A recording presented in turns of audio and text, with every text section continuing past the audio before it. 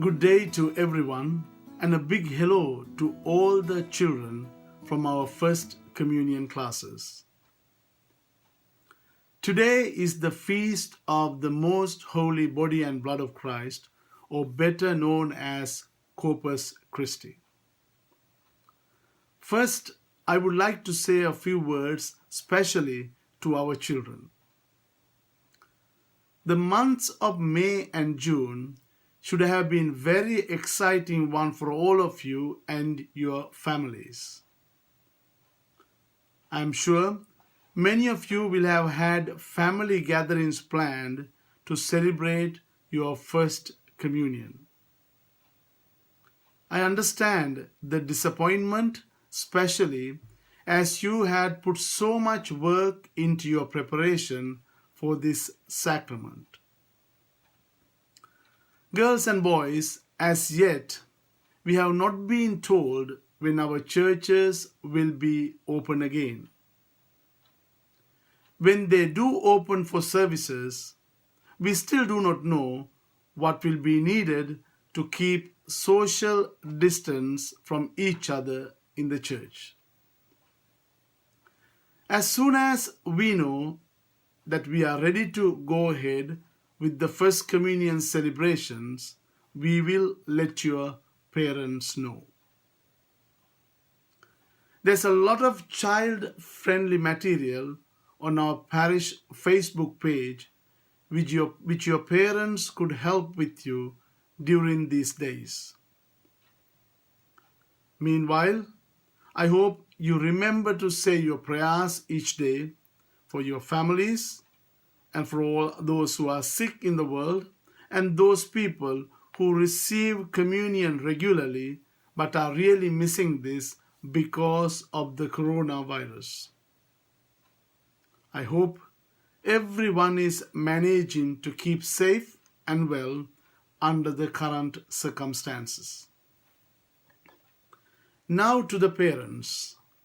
Many of you will have found yourselves working from home and trying to homeschool your child or children. Others will still have had to go out to work.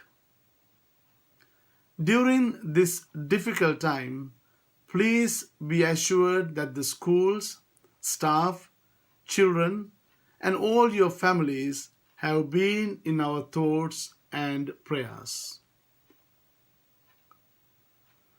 When I think of the feast of Corpus Christi, which we celebrate today, what comes to my mind is a few lines I received from a friend of mine in Trinidad.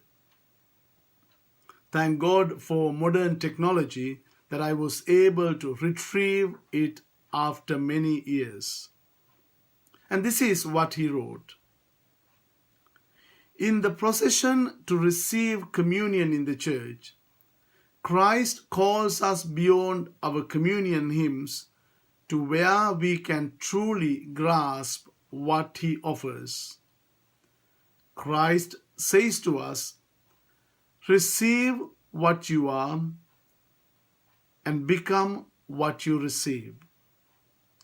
Be flesh and blood given for the life of the world."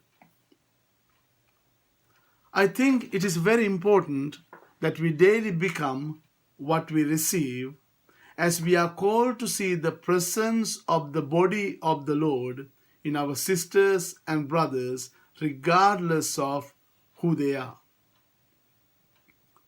As Eucharistic people, we enter into true intimacy with Jesus by feeding on him and also opening our hearts to him to be transformed so that each one of us could be the body of the Lord in this world.